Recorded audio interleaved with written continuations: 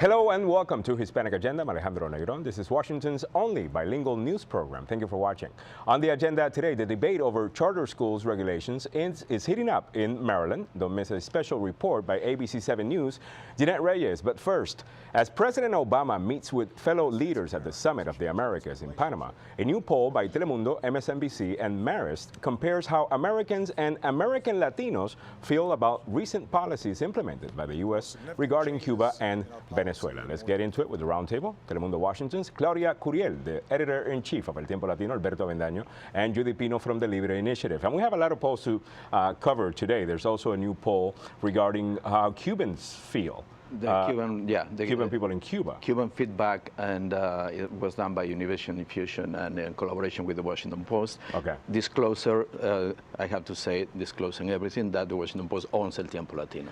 Sure, and we'll get to that in just a second, but I do want to start with the diplomatic recognition of Cuba by the U.S. and how Americans feel about that. If we can pull that poll up in the, on the screen, all residents polled, 59% of them approve of it. Latinos approve of it by 56%. Disapprove, 26% for all residents. Latinos, 25%. The poll has a margin of error of plus or minus 2.6%. That's 5.2 for Latinos. What do you make of that, Alberto? Well, first of all, in the issue of Cuba, we have talked before in the same show how demographics is destiny in the United States. How the changing demographics in this country is also changing the way certain things are being viewed. And Cuba is not an exception in this regard. What I like about this other poll is that they asked Cubans about their own lives, about are you satisfied with the economy? And this is the poll made asking Cubans in Cuba, how they feel about it. Are you satisfied with the economy? No. They are dissatisfied, the majority. Are you satisfied with the regime, with the political system? They say majority, no. Would you leave the island if you had a chance? They say yes. But then there is a key question that is absolutely fascinating. Which is? And they say, do you feel optimistic about the future? And 75% say yes. You know, welcome to Cuba. And welcome to being Latino. That's how Latino, I mean, even in polls done here in the U.S. regarding Latinos living in the U.S., we are always the most optimistic of every other group. Maybe it's in our DNA to think of, you know, positive things. Judy Pino, as a Cuban American, how do you feel about both polls that we're discussing? Well, when it comes to Cuba, they're optimistic because, you know, it can't get any worse, to tell you the truth, for the Cubans. And I think the key here is freedom. The Cubans seek freedom. You cannot have prosperity without freedom. So as much as the administration wants to find diplomatic ties with the government of Cuba, it's not going to happen until the Cuban people are able to choose free elections, are able to choose the economic system they want to live under. So as long as communism reigns, I think every single Cuban you ask is going to say, I'd like to get out of here. And we'll see what happens and what comes about this meeting in Panama in the Summit of the Americas regarding Cuba and also Venezuela. And let's take a look really quick at Venezuela, and then I'm going to go to Claudia Curiel with some other thoughts about that poll on Cuba. When we look at Venezuela as to the economic sanctions placed on Venezuela by the United States, 59% of all residents polled feel that they were not strong enough. And I think those numbers, I believe, are wrong. The majority feel that they're just about right. I think we have that wrong. We apologize. The majority of the people feel that they're just about right. A minority feel not strong enough, or a minority feel too strong. 52% or close to 52% or north of 50% feel they're just about right regarding Venezuela. You're a Venezuelan. I am. Well, I mean, I think the sanctions, you know, that's something good that can be done, but I think the fact that the United States said that Venezuela is a national threat is kind of a joke, because Venezuela is not a national threat to the United States, it's a threat to itself right now. And especially having Maduro saying that he's going to bring 10 million signatures to the summit right now. I mean, more than half of those are bought, are obligated, are threatened. You know, it's been seen with elections in the past, and it's seen now. So I don't think it's going to make much of a difference when Obama receives these numbers. You know, what Obama should do is show him the Declaration of Human Rights from the United Nations. So let's talk a little bit about the Summit of the Americas. So all these American leaders, because they are American leaders, you know, President Obama and also the leaders from South America, Central America, and the Caribbean will be meeting there. Interesting fact in that Cuban poll about who's more popular in the island as to American leaders. Claudia. Well, actually, it's been proven that Obama is twice as popular in Cuba than in the United States. Okay. No, well, but actually, there's the Not same. than Castro. They didn't check him out. Okay. They didn't, There's the same favorability of 47% favor Castro over there and 47% favor Obama here. So they have the same favorability in each of their home countries. The Summit of the Americas is going to be very interesting because it's going to be like a chessboard. It's going to be fascinating. Sure. The body language is going to be very important, how they shake hands. Do they hug? I mean, all these little things that are, for me are very important. Symbolic. But, symbolic. El Tiempo Latino publishes this week a conversation with President of Panama, Juan Carlos Varela, about the summit. Obviously, he says the summit is going to be a big success, but the important thing is that he praises the United States for their approach towards Cuba, and he offers the services of Panama as a mediator in the crisis between Caracas and Washington. So it's going to be a nice and interesting summit. We'll see what happens, yes. 10 seconds. I want to say I just agree to a certain extent with Claudia. I think Venezuela is a threat when you look at the fact that if you have a government like Venezuela that despises the United States, it becomes vulnerable to terrorists and terrorism and harboring terrorists that might work against the United States. Well, so in we'll that have regard, time I think they are for another roundtable with our roundtable panelists. Maybe Claudia will answer.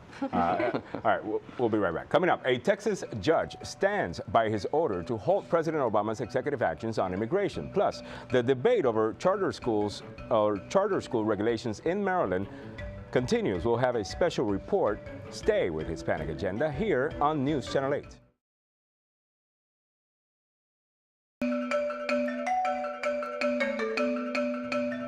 Welcome back to Hispanic Agenda. I'm Alejandro Negron. Let's continue the conversation with this week's Roundtable. Telemundo Washington's Claudia Curiel, the editor-in-chief of El Tiempo Latino, Alberto Avendaño, and Judy Pino from the Libre Initiative. Next item on the agenda. A judge in Texas refuses to allow the president's actions on immigration to go on. U.S. District Court Judge Andrew Hanen decided that the injunction issued by his court halting executive actions, allowing deportation relief for some, will stand, rejecting a U.S. Department of Justice request to allow the program to continue. All right, roundtable. Judy Pino, I'll start with you. How do you feel about what this does to the debate? Now we're about to get into the 2016 presidential race, okay? And although this is a decision by a court, by the judicial system, it will affect the politics. As someone who advocates for conservative principles, who has candidates like, for example, Jeb Bush, Marco Rubio, and others, hoping to win back the White House for the Republican Party. How does this decision by this judge affect the politics for you guys? Well, I mean, honestly, I think it continues to be about the way it was done, not exactly what the issue at hand is. After all, Texas has been supportive of young immigrants that came here, you know, through no fault of their own. They've been supportive of that for a very long time. I think the issue at hand is the way it was done by executive order. So I think that's the debate. That's a debate that, you know, that's front and center, and 26 other states are also in the mix. So, you know. And the other thing, I agree. Yeah. I mean, you are saying is just about this judge who has obviously a very strong, let's call it political opinions. It's about states. Yes, it's about states. Several states, 25, 26 states, challenging the president of the United States. My point is, can a judge block the U.S. president in an action that really it is about keeping about 5 million undocumented immigrants in this land? How do you swallow this without being upset? I mean, I think that there is a disconnect here.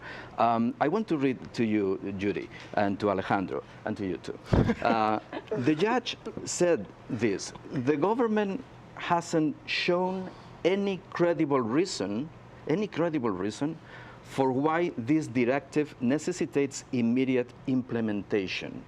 He needs credible reasons. What about the human drama? What about this dysfunctional immigration system we have to survive in, many people have to survive with? And what about common sense, which is a very American thing? Well, it should go above and beyond the human drama. I think immigration reform should be merit-based. But aside from that, let's have the debate. After all, it's a democracy. Let's talk about the two different points of view. There are people that agree with the judge. So, let's bring it front and center. But we do have a new poll, it. and that is part of the poll that we were discussing in the previous segment, how Americans feel about immigration reform. A majority support immigration reform. They do. And some type of legislative solution, but we don't see that coming out of Congress. But not through executive order. I mean, I don't think we can ignore it. It's happening, especially like how you mentioned before. There's the youth, which is the country's future is the youth, and they're not being allowed to study, to continue to be professionals, to contribute to the economy. And through no fault of their own, they might have crossed the border. They have parents that are undocumented. Isn't and it that's better happening for in them Texas to at have the an moment. education? Sure. In Texas, the Republican-led legislature there is trying to repeal a 14-year-old DREAM Act. Well, but it also has to do with in-state it's almost like tuition, they're right? moving backwards. It has to do with in-state tuition. But it has to. But we've had this discussion before as to why these students get in-state tuition. Their parents have contributed to the system, and the way the system works. At the end of the day, we need to stop this nonsense. We need, yes, I agree with Judy. We need to have a social debate, a national debate. We have to put our cards facing up on the table. And no matter your ideology, you need to contribute with ideas about a very important issue for the nation. And quickly, because we have very little time, I want to get into Jeb Bush by error. Saying, I guess, that he was Hispanic. That was not a mistake. Was an error? You think he did that purposely? He thinks he's Hispanic. Isn't he Hispanic? Subconsciously. I mean, it's your Subconsciously, that's prerogative. probably how he feels. He's married to a Mexican woman. It is your His children consider prerogative. themselves Hispanic. Correct. Absolutely. He lives in Miami. 2/3 of the city is Hispanic. He's Right. surrounded. Actually, if you live in Miami, you're kind of Hispanic. It's contagious. I mean, come on.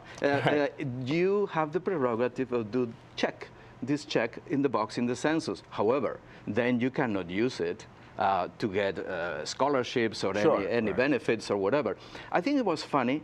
It talks about what is coming, which is what I call the first Hispanic presidential election of the I century. like what Ruben Navarrete wrote about this. He called him, he could be a Manchurian candidate. Well, I mean, come on.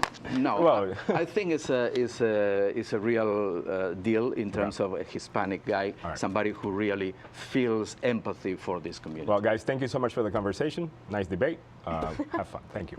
All right, coming up, an African American is killed by a police officer, but unlike some of the other cases that have made headlines recently, this time around, the officer involved is swiftly charged with murder and fired. We'll take a closer look at the case with attorney and legal analyst Joseph Maloof. Coming up next on Hispanic Agenda.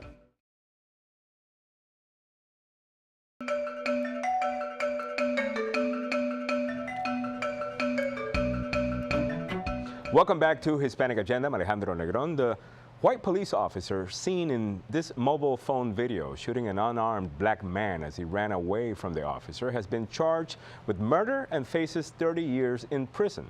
City Patrolman Michael Thomas Slager was also fired. This is a very different outcome than what many consider similar cases of deadly police brutality. So what made all the difference? The video? Some argue that the images of Eric Garner's death at the hands of New York City police officers were just as condemning.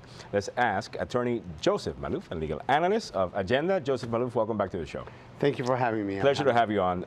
It's sad that most of the times that we have you on, we're discussing a similar case. Watching that video, you're heartbroken. Yes. For the family, for the mom, which we've seen her on the media this past few days. Heartbreaking.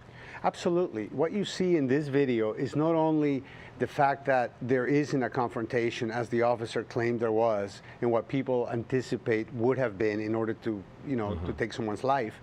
And then at the end of that, you see the person die on the video. Yeah. This person fell down, bullet after bullet, until he was dead. And then the officer doesn't run to his aid.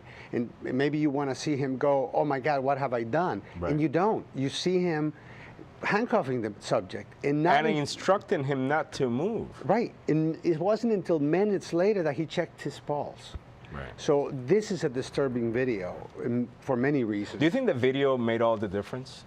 I think the video made it easy for this to happen, but I like to believe that we're in a country where witnesses, like the gentleman who took the video. Santana, Right. a young Dominican guy, Right, the so- Dominican immigrant. A hero. Really? And many are hero. calling him a hero. Absolutely. I think he's a hero for doing what he did. And do we need to have someone videotape it in order to believe them? I don't think so. Our system, before videotapes and before cameras existed, we had a way in which people went to court and testified and they were believed. Now we seem to have gotten away from that, and cameras seem to be the only way to get attention. Do we have any information on this police officer's record that would suggest that he's a racist, that he's been motivated by race, or that he's a violent man? Not really. We have one confrontation with an African American person Prior to this incident, prior to of this course, incident. right. Yeah, and it really isn't enough. He hasn't been in the force for more than 5 years, so it's not enough to really accumulate a record. But I always tell people, there's always a first time. There's always a first time somebody Sure. commits a crime, and this is maybe his first time. You don't need to have a prior record, but the attitude and the possibility now that he may have planted evidence is going to magnify the consequences in this case, and what people now... Bad apple. Bad apple. If it turns out to be true. Yeah, and how many times hasn't that happened? This could potentially open other cases, old cases. Because murder doesn't expire like other crimes. There's no statute of limitations. Okay. Exactly. So if you have something later that somebody says we should examine this one or other case, there might be some change in the country. All right, we have about a minute left in the segment. I want to ask you about what you think will happen as a result not only of the video, but of the swift action to charge the officer and to fire the officer. This is very different than what we've seen in other cases. Do you think that police officers are going to take this a little bit more seriously? And I want to say that the majority of police officers are great people. Yes. And good people and good guys. I want to make sure that the audience understands that that's how we feel about police officers. Many of them are part of our community. But these bad apples, do you think they're going to take it more seriously now that one of them got charged with murder? Well, I hope so, because I think that people are more willing to take videos to pay attention to what's going on when they see the blue lights for the police. And I believe that the message was very clear in this case. It wasn't but 2 days before the officer was taken away, arrested, without an attorney. Very different from the situation in Ferguson, where it took 6 days before the police named the individual involved. Very sad. Well, thank you so much, Joseph Baluk. It's always a pleasure to talk to you. Thank you. All right. When we return, charter schools in Maryland. The state's new Republican governor says he wants to make it easier for parents to have more choices in that state. Don't miss a special report next.